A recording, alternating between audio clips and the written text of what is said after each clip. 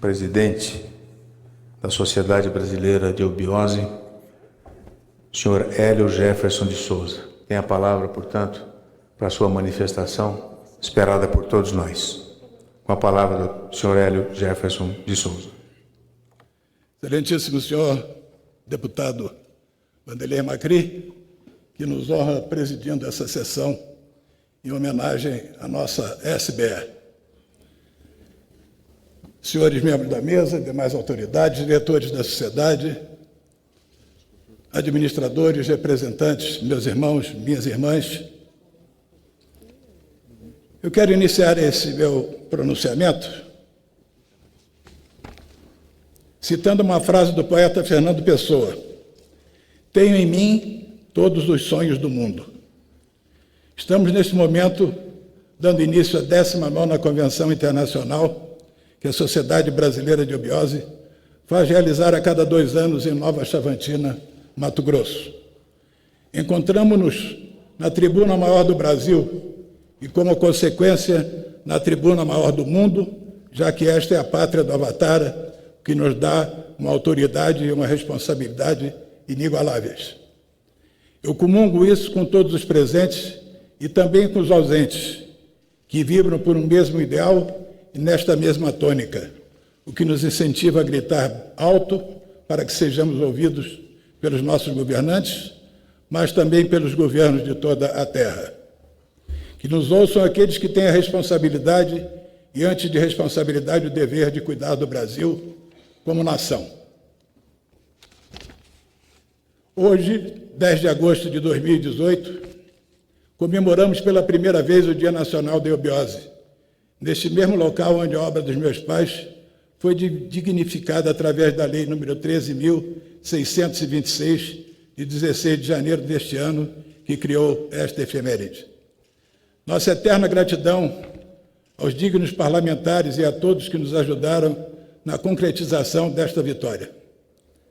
Nesta empreitada estiveram envolvidos, além de muitos e dedicados irmãos, especialmente meu saudoso filho, Hélio Jefferson de Souza Filho, e o nosso venerável irmão Fernando Lessa, à frente da COGEP, a nossa venerável irmã Cristina Souza, o ex-deputado federal, excelentíssimo senhor William Dibbe, o excelentíssimo deputado federal, senhor Bruno Covas, hoje prefeito da cidade de São Paulo, o excelentíssimo deputado federal, senhor Betinho Gomes, o excelentíssimo senador, senhor Cristóvão Buarque. Agora é lei. Isto significa que aumentou a nossa responsabilidade quando, perante os nossos mestres e perante a sagrada taça, assumimos o compromisso de trabalhar pela formação de uma nova consciência que será o apanágio da raça do porvir, da qual somos a semente, como diz o hino dos pupilos, e isto no Brasil. O Avatara espera, aguarda isto de nós. O Manifesto Eubiótico.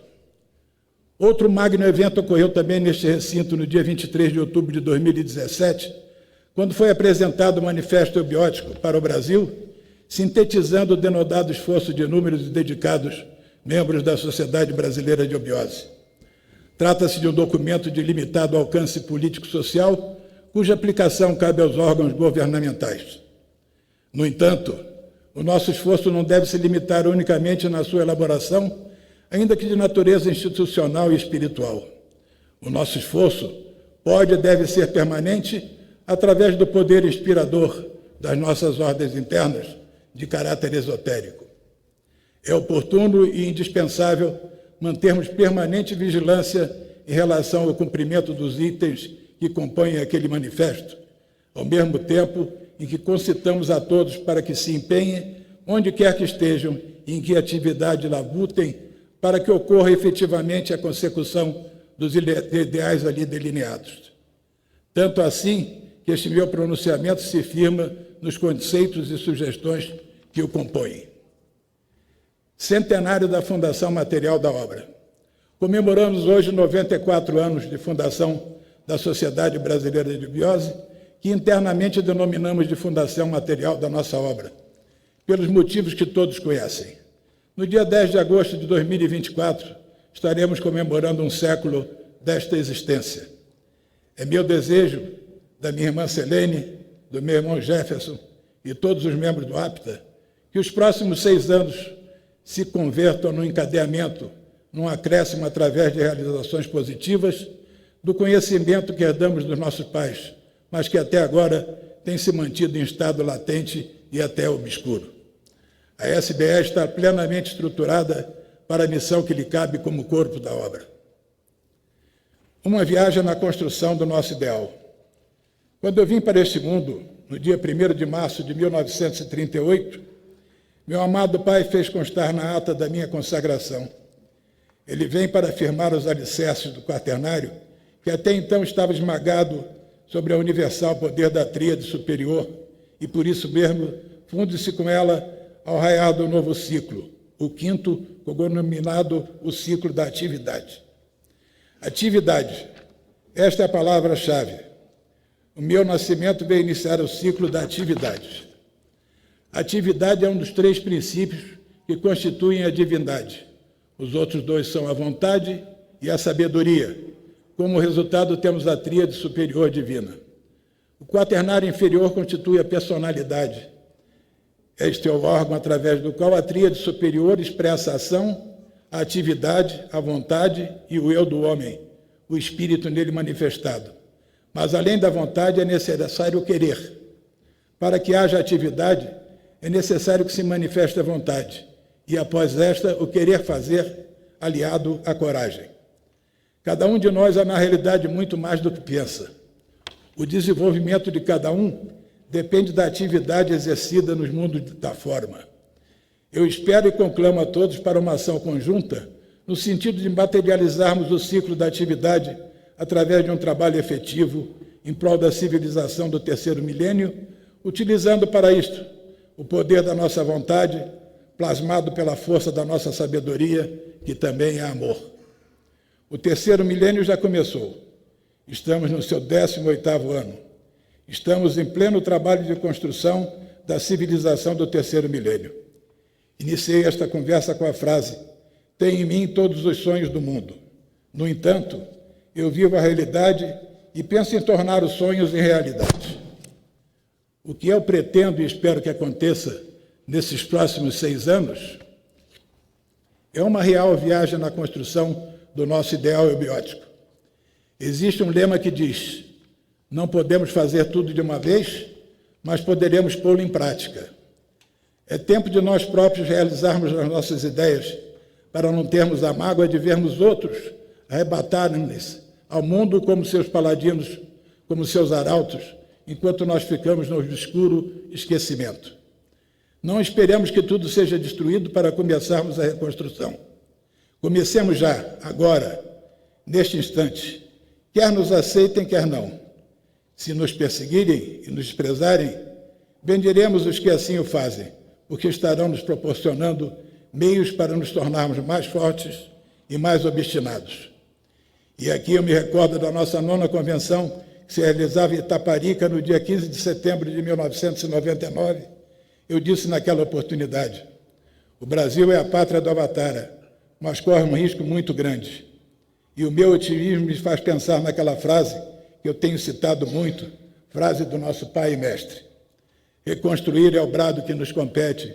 Sim, reconstruir o homem, a moral, os costumes, etc. Reconstruir não é construir. Fiquem alerta, porque nós vamos ter que reconstruir o nada. Nós não sabemos o tamanho do trabalho que nós teremos para reconstruir o que virá por aí. Francamente, não sabemos. Por isso é importante que todos vocês se mantenham unidos, fortes, pensando positivamente, mas com vigilância dos sentidos. É muito importante que todos se mantenham unidos e muito alertas. Não há pessimismo, há um certo receio, mas unidos, com certeza, passaremos por tudo isso. Pois bem, os próximos 6 anos devem ser dedicados a essa reconstrução. O ano 2019 é o ponto de partida. É o 19º do 3º milênio que já estamos vivendo. Sintetiza o arcano 19, nas tradições é o Sol. Para nós representa os gêmeos espirituais como origem e fim de todo o processo evolucional da descida e ascensão da mônada humana a caminho do 5º sistema evolucional. através de uma ação ostensiva sintetizando o trabalho assúrico dos 434 e de uma ação inspiradora, síntese do trabalho macárico dos 343, faremos surgir de forma pujante em todos os setores produtivo, político, artístico, educacional, científico, social, moral e religioso a reconstrução da pátria do Avatara. A política, que seja praticada no seu sentido mais amplo, com ênfase ao fato de que os partidos políticos existem para servir à democracia e aos interesses nacionais, e não para criar centros de poder paralelos que eventualmente concorram com os poderes públicos previstos na Constituição. A eubiose é a política pela sua própria natureza, mas não podemos ficar indiferentes ao que se passa no setor político, apreciando de braços cruzados os mais vergonhosas barganhas, as mais aviltantes candidaturas, as mais cínicas mentiras serem impingidas ao povo por candidatos comprovadamente desonestos. Disse o nosso pai: ou a política é moralizada em nosso país, ou ela mesma acabará com todas as suas grandezas materiais, morais e culturais, síntese da verdadeira espiritualidade. Podemos, sim, ter as nossas preferências particulares, de ordem político-partidária, mas a nossa participação deve ser sempre de caráter elevado, e a nossa atitude deve ser de caráter templário, procurando intuir aqueles que estão ou estarão conduzindo o Brasil, pouco importa a que partido pertençam, de modo que o façam em prol do engrandecimento da pátria do Avatara, que assim cumprirá de direito e de fato a missão que nos cabe no concerto das nações. Os membros da SBE que militam neste ou naquele partido continuarão lá fora com suas atividades. Nada violará a liberdade de pensamento dos mesmos, uma vez que a nossa instituição não impõe candidatos, apenas recomenda o que estiver mais apto para servir a nossa causa, servindo ao Brasil. Em 25 de janeiro de 1963, quando se comemorava o aniversário de fundação da cidade de São Paulo, nosso pai escreveu: temos que fazer sentir aos chefes políticos de nossa terra, a todo o povo brasileiro, que a SBE, pela sua cultura e espiritualidade, é um poder político dos mais valiosos. O Brasil não pode imitar ninguém, nem nenhum país. Sim, o Brasil não pode adotar nenhuma forma de governo que não seja a sua própria. Os países é que têm que aprender conosco. Sim, que nos copiem, mas nós nunca. Saúde e ação social. Além da saúde do povo, é preciso particularmente cuidar da ação social, com ênfase e importância da maternidade, a proteção da criança, mas o fato de que os cidadãos, além de precisarem ser considerados tanto em sua capacidade de contribuir como agentes econômicos e pagadores de tributos fiscais, também como em sua incapacidade de fazê-lo, e que os incapacitados deverão ser assistidos, caso a caso, através de política de recuperação. Em 5 de maio de 2018, evento no Reino Unido organizado por estudantes brasileiros, entre outras coisas, o excelentíssimo senhor Luiz Roberto Barroso, ministro do Supremo Tribunal Federal, como convidado especial, disse: o Brasil tem uma sociedade viciada em estado com uma cultura de desigualdade e de desonestidade institucionalizada. Existe no país uma cultura histórica de desigualdade, com setores reivindicando privilégios, como foro privilegiado para políticos e prisão especial. Ainda vivemos um país em que, talvez pelo fruto da escravidão, há a crença de que ainda existem superiores e inferiores. Criamos cultura em que cada um quer imunidade tributária, quer seu foro privilegiado, seu carro oficial e sua prisão especial. As palavras do eminente ministro mostram uma realidade que precisamos combater. Cidadania e educação cívica. Na sua obra intitulada Utopia, o grande iluminado que foi Thomas Morus relata a sociedade perfeita. E uma visão mais próxima disso, disse assim como Campanella e o próprio Platão: propugnamos para que isso se efetive de forma a assegurar segurança, liberdade, respeito e um futuro mais justo e de qualidades identificáveis com os desejos dos cidadãos. Fala-se muito em sinarquia como a forma ideal de governo. Morus tratou disso na sua obra. Sabemos, no entanto, que sinarquia é a forma de governo que prevalece na Gata, e para que ela aqui se estabeleça, é necessário antes que a humanidade tenha um estado de consciência gartino. É apanágio da SBE propiciar à humanidade a conquista de tal estado de consciência.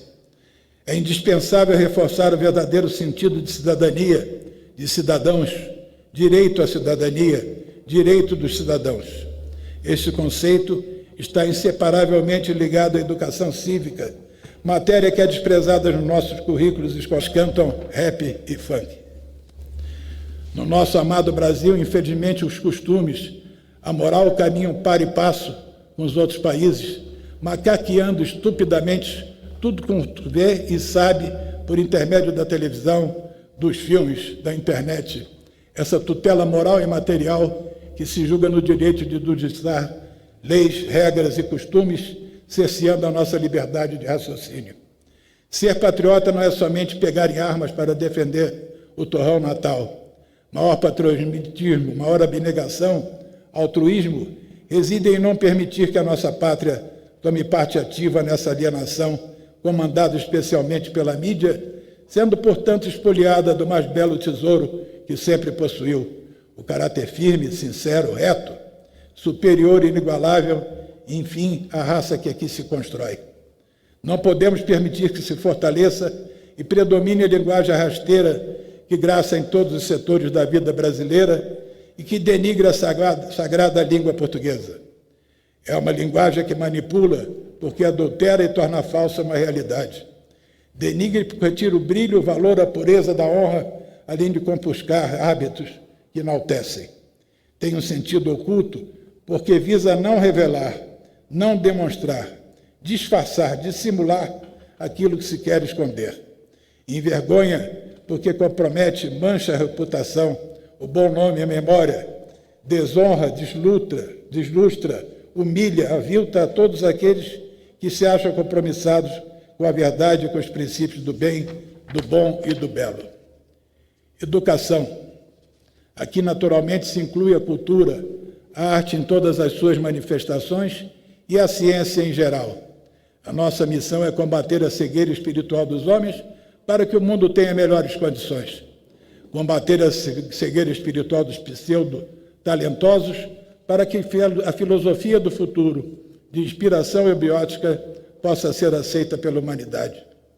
Numa visita que fiz ao nosso departamento da SBE em Curitiba, no ano 2014, lembro de me ter dito: tudo que nós pudermos investir na educação, tanto internamente na nossa instituição como fora dela, nós estamos caminhando e trabalhando para a humanidade e para o Brasil, principalmente porque é a única saída que nós temos para o futuro como pátria do Avatar.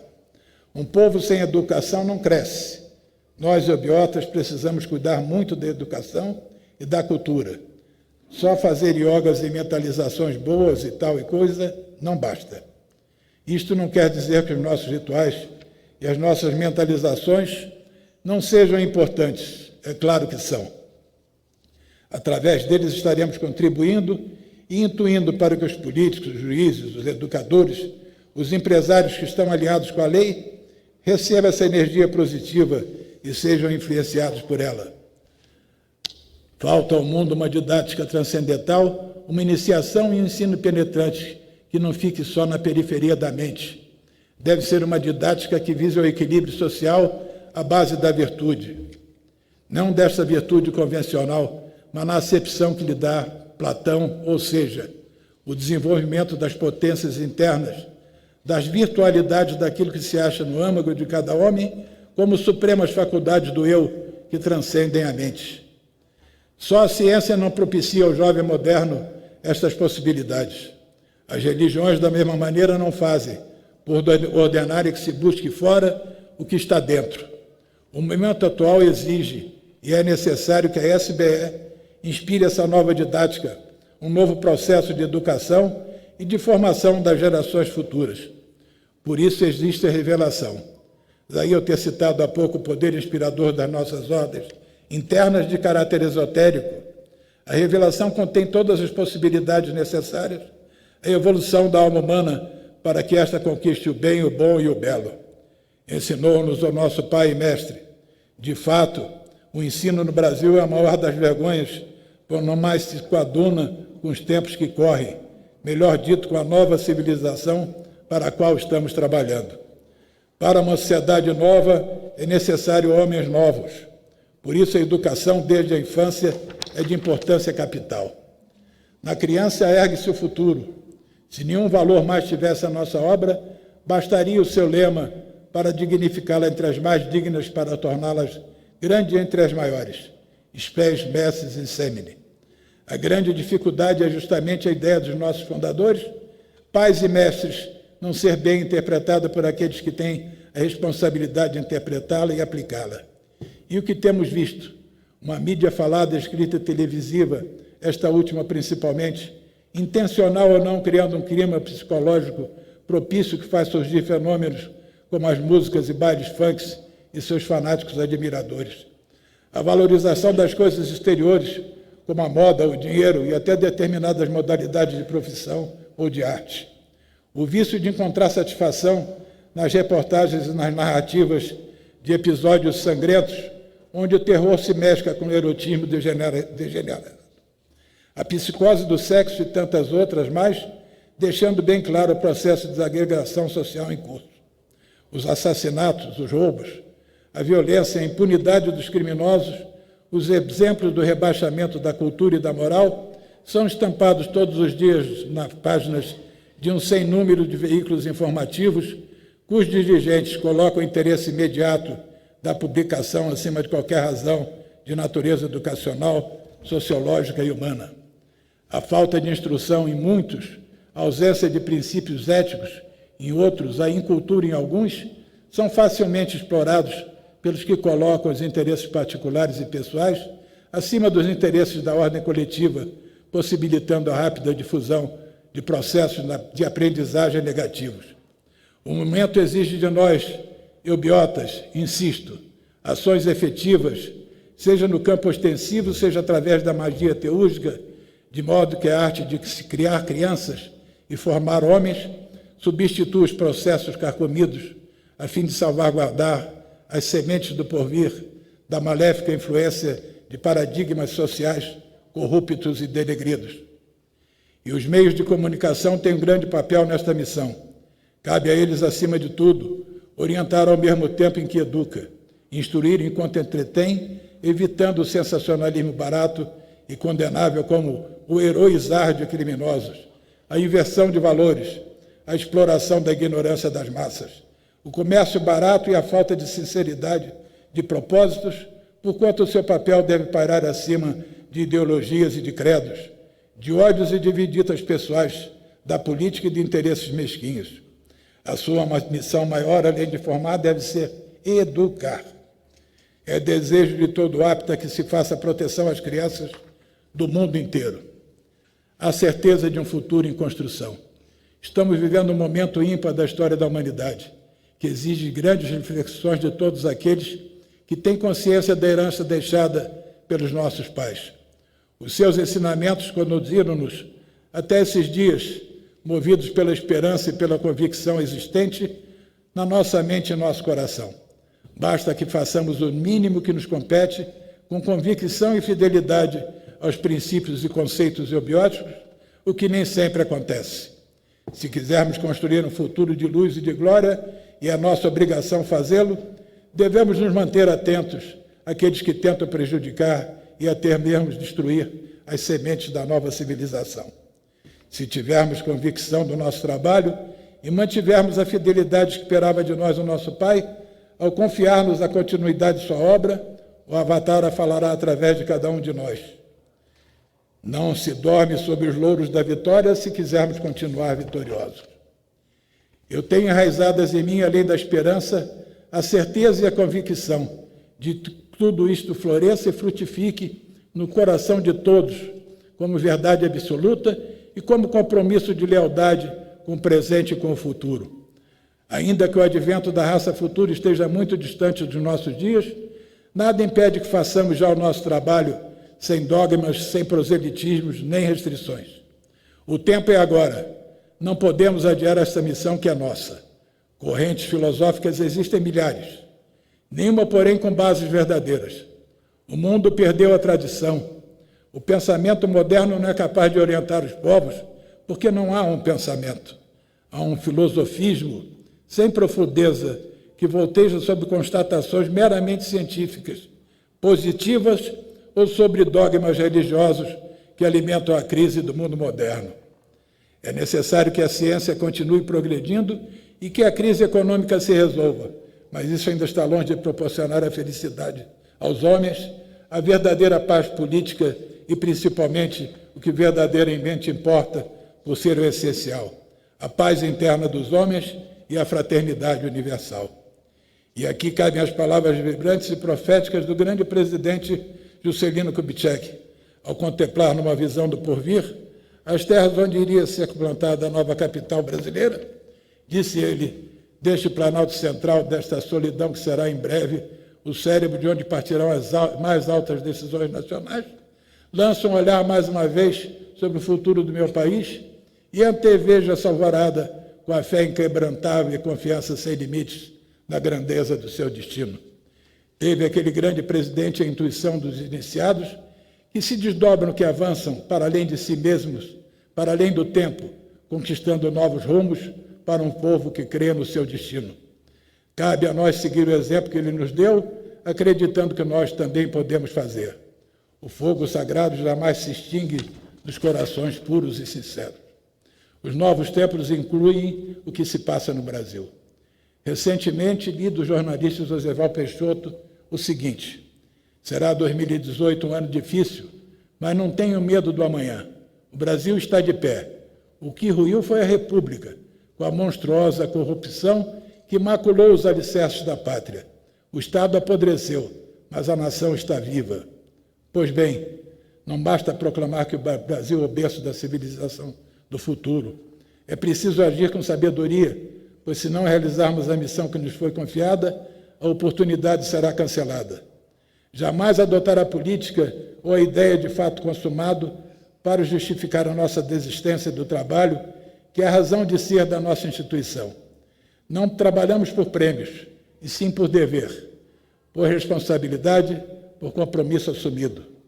A Agartha se mantém no seu papel de celeiro das sementes, que pelos seus valores se elegeram como tal, e após julgamentos cíclicos a ela foram recolhidas. Quem serve de marco da Agartha no presente momento e onde? O marco atual, que mantém o fogo sagrado da verdade na face da terra, é a SBE, e nós, como membros da SBE, não podemos nos esquecer desta condição. Lembremos-nos do ensinamento do nosso Pai. Quem atravessa uma ponte para alcançar o outro lado não pode ficar em cima dessa mesma ponte indefinidamente e sim marchar para diante a fim de alcançar o outro lado. Ele também ensinou: os membros da nossa obra precisam pensar diferente dos homens profanos, dos homens da rua. Com frequência tenho ouvido a pergunta: mas como fazer isso de forma eubiótica? Há muitas formas. Mas uma das respostas seria aprendermos com a própria organização do Pramanta e das funções relativas a cada uma das 7 linhas que a compõem. Isso quer dizer respeitar o que cada um de nós é e a função que cada um exerce. A linha dos místicos não se envolver em política. A linha dos políticos não interferir na linha dos místicos. A linha dos intelectuais, dos teurgos, por sua vez, não dificultar o que compete à linha dos filósofos, por exemplo. A linha guerreira não pode se intrometer no trabalho da linha templária e vice-versa. O trabalho intelectual, artístico, também não deve se imiscuir naquilo que cabe à linha guerreira. Precisamos nos conscientizar de que é nosso dever preocuparmos-nos e agir em relação ao Pramanta como um todo, e não como se todos nós pertencêssemos a uma só e mesma linha. E mais uma vez ao nosso Pai, que na Carta Revelação de 3 de dezembro de 1957 ensina: nas próprias linhas de adeptos, cada uma delas possui a mesma consciência, porém missão diferente uma da outra. As nossas ordens internas não foram criadas para fazerem a mesma coisa. Cada uma tem a sua finalidade. Cada uma identifica-se com uma determinada linha do Pramanta, sem, no entanto, descuidar que a meta, o objetivo, estes sim são iguais para todos. Nos estatutos de cada uma delas está identificado o trabalho que que lhes compete. O objetivo é um só, mas o trabalho tem que ser executado nas 4 áreas, sem que uma interfira na função da outra, mas, ao contrário, se fortaleça com o que cada uma tem para oferecer, de modo que, ao final, tudo se some ao invés de dividir. Entre nós não pode haver concorrência, deve haver, sim, cooperação.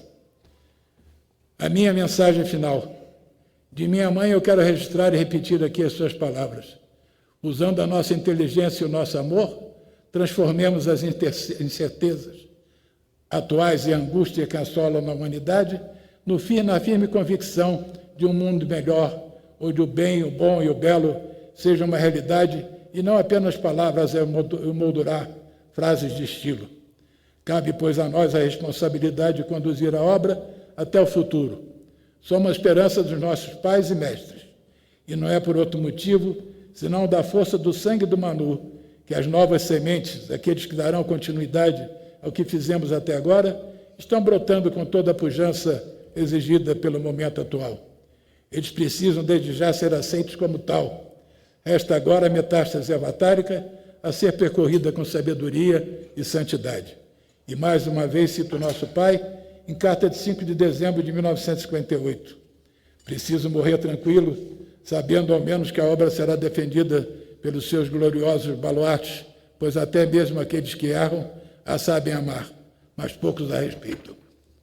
Eu saúdo o Teotrim terreno no interior do Monte Ararat e me congratulo com todos aqueles que se encontram e a todos que, a partir de amanhã, estarão na cidade de Nova Chavantina, participando da 19ª Convenção da Sociedade Brasileira de Obiose e que aqui hoje se inicia. Meu agradecimento muito especial, desculpe pelo avançado das palavras, ao ilustre presidente, deputado Vanderlei Macri, e agradeço a presença de vocês todos e quero repetir uma frase que eu tenho repetido muito nas últimas coisas que tenho falado, que eu não tenho vaidade, eu tenho muito orgulho de presidir uma sociedade constituída com gente como vocês. Muito obrigado.